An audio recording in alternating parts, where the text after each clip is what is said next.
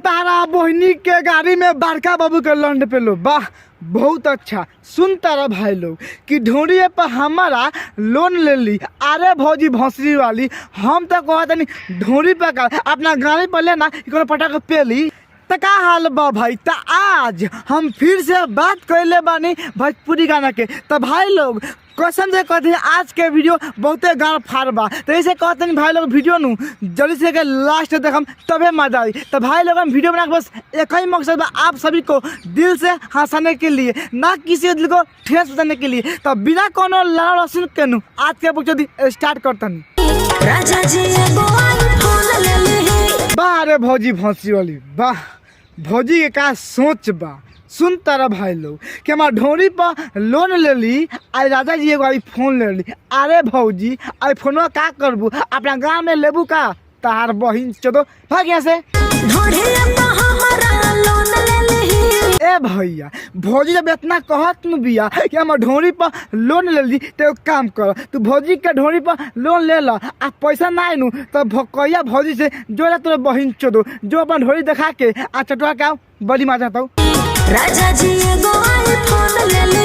ए भौजी उतार मन बा अब तू आईफोन ला तो गधा के लंड ला ओसे हमारा कुछो ले दे के नहीं के। लेकिन जैसे तू कहत न बारू कि राजा जी ढोरी पर लोन लेके आगो आईफोन ले वाला ई बात सुन के नू मन कहता पहली 15 हाली आ कोई नू पहला ही नहीं खी।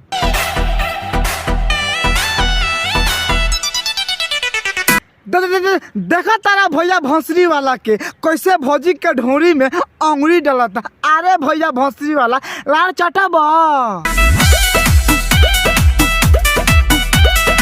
वाह क्या गजब के सीन बा। ए भाई लोगन जब तोहनी के स्वागत आए नु एनतीए मनइए लोगन आ भौजी के दुनू हाथ फैला के आ टंगली फैला के मनइया मतलब बहन चोट देखला के बाद में तो मन करता भौजी के पटा के पेले के।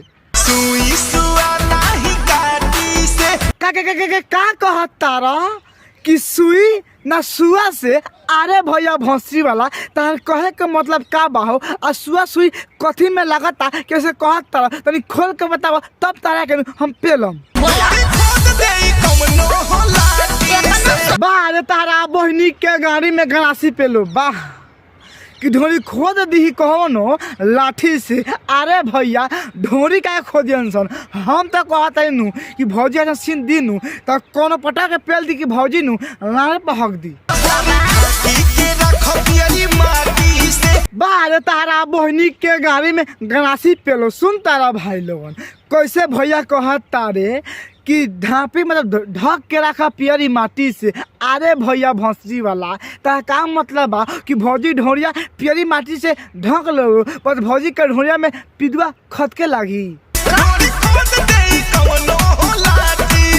पटा के ना पेल दियन सो ढोरिया में बुढ़ छुसनो सार ता नहीं भौजी के सिखावता कि कोनो खोद दी लाठी से। अरे भैया भौसरी वाला भौजी इतना बुर्बक नहीं के कि अपन ढोरी नू उघार के दिखाई आ कोनो से खोदवाई काहे कि हम सुनले बारे नू कि भौजी के देवर है नू भले चटवा ली। अच्छा इक्स जब खत्म बा तो रिक्स काहे ली। अरे भौजी का बात करता रहो इतना जल्दी तू हमारा प्यार के भूल गईलू। हम तारे प्यार करनी आ तू कहता रू कि रिक्स कैसे ली।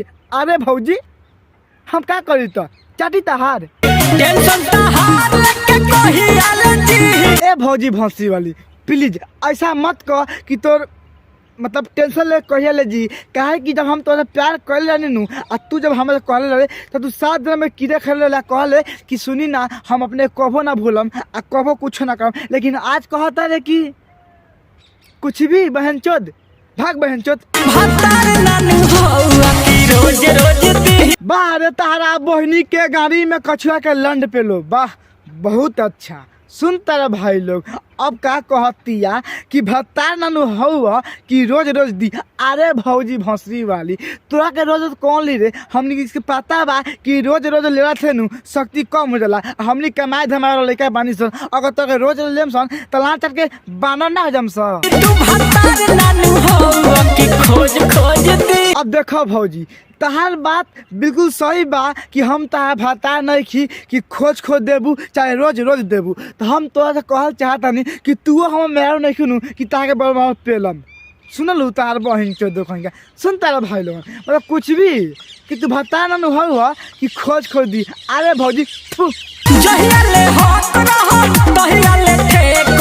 अच्छा जहिया ले हक रहल तहिया ले ठेकल। अरे भौजी तार कहे के मतलब का बा हो कि तार शादी हो गल बा। हाय रे दादा रे भाई कसम से कहता नहीं हमारा पते नहीं के आई भौजी भौसी वाली शादी कर ले बिया। अरे माल भक्त बहन चोत बेकार प्यार जदी केहू देखो। हाँ ई बात नु बिल्कुल तू सही कहत तारू कि अगर देख ली नु तो प्यार कइल बेकार हो जाई। तो देखा भौजी हम तार से साफ साफ कहतानी तोरा ले देवे के मन बा और हमरो ले के मन बा लेकिन ना देवे तो मन ना मानी। तो चल हम बड़का बाबू के भुसौली में दे दिए। प्यार के दवाई बोलो कहिया ले दी। प्यार के दवाई बोला कहिया ले दी। अरे भौजी ऐसे क्या कहता रू तू दो चना दो हेलन के गम नहीं किए। हाँ हम सच कहता नहीं कहा कि तारा से मान लूँ हमें कम नहीं किए। हाँ बात सही बा लेकिन तो एक बात कहल चाहता नहीं मालूम बात से प्यार काहे ला कहले बानी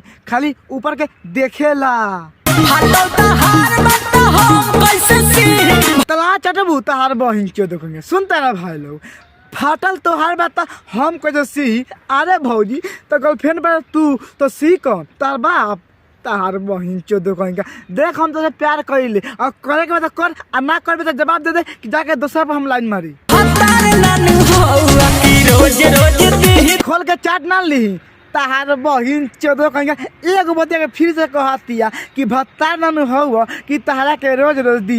ए भौजी उत्तर मन बा देवे तो दे आ ना देवे तो लांचा के भाग तोर बहिन चोदो कहेंगे। तोरा से माल हम लोग कम नहीं खे। तू भतार नानू हो कि खोज खोज दी। अब देखो भौजी उत्तर भत्तार बा अब तो दो चाहे ना दो ओ से हमरा कुछ ले देखने के। लेकिन भाई जैसे भौजी कहतिया कि तू भत्तार ना हो कि खोज खोज दी तो हम कह चाहते नहीं ए भौजी तू लाल चाट के बाहर हो जो। तो बस भाई लोगन आज की वीडियो यही पहले वीडियो अच्छा लगल थोड़ा भी याद तो लाइक करो लोगन आज चैनल सब्सक्राइब कर दो कि ऐसा ऐसा पहली वाला वीडियो तो के लगे पुगे।